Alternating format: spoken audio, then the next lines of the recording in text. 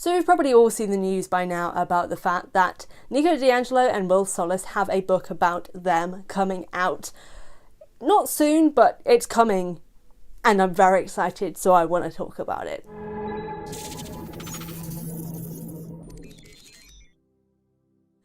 Now, I know I've mentioned in a few videos that I've not always been the biggest fan of the Solangelo relationship, and that's more due to the fact that the development for it becoming a thing wasn't really there, which is why I'm excited for this book though, because finally we'll be able to hopefully get a bit of background as to how they got together, how their relationship works, and just a bit more of their relationship as a whole.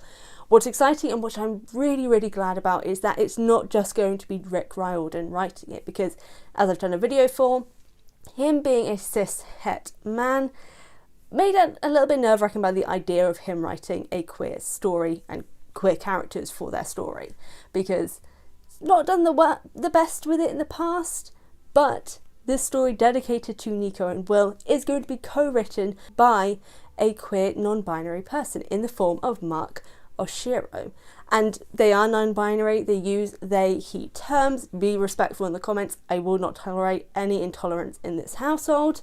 But I want to talk a bit about the book here. So it was announced on Thursday after the Daughter of the Deep tour, or at least the first day of the tour, and the announcement is as such. So in the Tower of Nero, the final book for the Trials of Apollo series, Nico stated hearing a voice calling out to him from Tartarus, the deepest, darkest part of his father's realm, the underworld. Nico believes this voice is that of Bob the Titan, who sacrificed himself to help Percy and Annabeth escape Tartarus. In the new story, Nico and Will are determined to rescue Bob, no matter what Camp Half-Blood counsellors Chiron and Mr. D have to say about it. Now, I'm really intrigued by this premise, because the idea of Nico going back to Tartarus, this time not alone, so he has the support system, is going to be a really interesting premise. Although I will say, I really hope that they actually remember Damason as well, who was the giant who helped Percy and Annabeth, because everyone forgets about him. Like, he and Bob play very significant roles, but Bob is the only one remembered. Like, Damason wanted to see the sunlight and the stars too. Please remember him in this book, please. But to get into the main crux of it, so we got an update from Rick on his website on Friday, so October the 7th, and I just want to go over it because it adds some more context to what is going to be happening. So Rick goes into detail about the co-written aspect of it, I've never co-written a novel with anyone. I've never invited another writer into the Percy Jackson world to do their own take on my characters in this way. But for the Nico and Will novel, this seems incredibly important, and Mark is just the person to do it. This is not a ghostwriting or assistant writer situation. This is a full 50-50 partnership in which we share equal credit and an equal advance, and I can't wait for you to see the results. Already Mark has amazed me with their beautiful writing about our favourite guys, Nico and Will. So very excited to continue the project. We do not have a title for the book yet, nor are pre-orders available. The tentative publication date is 2023. As soon as I have more info, I will update you. Thank you to Mark for accepting this invitation and bringing your talents to this crazy, wonderful project. And I love that. I love the inclusion and also the information that we're provided on how this is going to work. And I'm glad that Rick, in a sense, has noticed that, you know, bringing someone in who is queer to write about queer characters was the best decision. I know it's not necessarily said in the words, but I feel like the subtext is kind of there to get the understanding, because Rick isn't the best when it comes to recognizing his faults, but I think this is a moment where we can recognise, where he's recognising it a little bit more, which is why Mark has come into it. Add in the fact that Mark is a really great writer, and it's a double positive. And also the fact that it's possibly coming in 2023, amazing. Although at the same time, even if it's later, like maybe like 2024 or 2025, I'll still be fine with it, because as long as it's written to the best it can be and it's a great story, no matter how long it takes, it doesn't matter. It needs to be good, and I'm sure it will be. Rick then goes on to explain that everyone's like, oh, didn't you say you were done with Percy Jackson?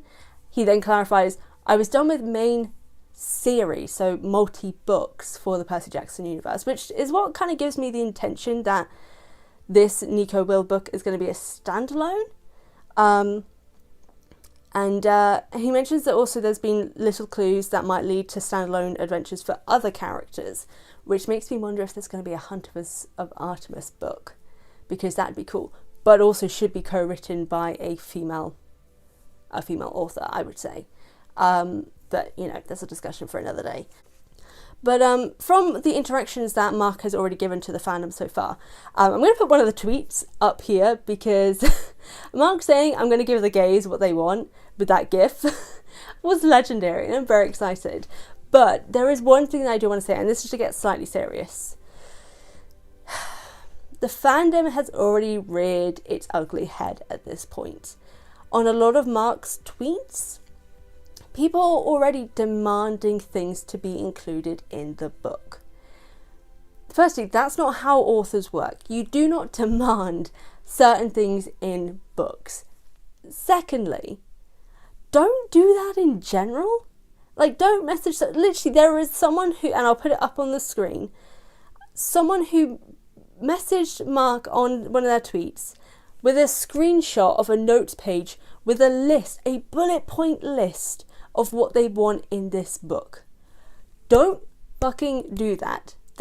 You don't do that. It's rude, it's disrespectful, it's not on. So this is a message to the fandom. Be respectful. Be respectful, be understanding.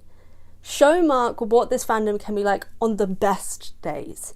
Welcome them with open arms. Be kind, be respectful, be the fandom that we really should be, which is open and kind. And unfortunately, as someone who's experienced the not kind stuff, I really hope that Mark has a great experience with the Percy Jackson fandom and doesn't see some of the ugliness that does come up with it. Yes, there are some things that I would definitely love to see in the Nico and Will book, but you don't demand it from an author.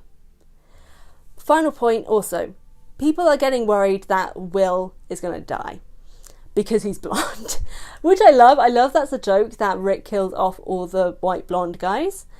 But bury your gays is a well-known hated trope.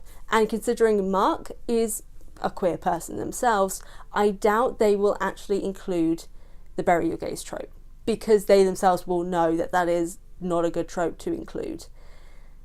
And the fact that these are two prominent queer characters in the Camp Half-Blood Chronicles, I doubt it will happen. So hopefully that will that will help clear up any possible worries for Will's possible untimely death. I don't think it will happen, but I hope I'm not proven wrong. But yeah, that is just the update for this. It's really interesting. I'm really excited. I'm wondering how the story is going to go. I'm glad that Rick has recognised that, you know, basically he's understood the assignment that as a cis het guy, he's not the best person to be telling a queer story. So he's brought someone in who can.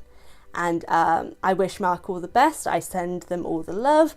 I'm excited for the fandom and all those who've wanted this story for so long. And yeah, let's get ready for it. Just remember, be kind and it'll be fine.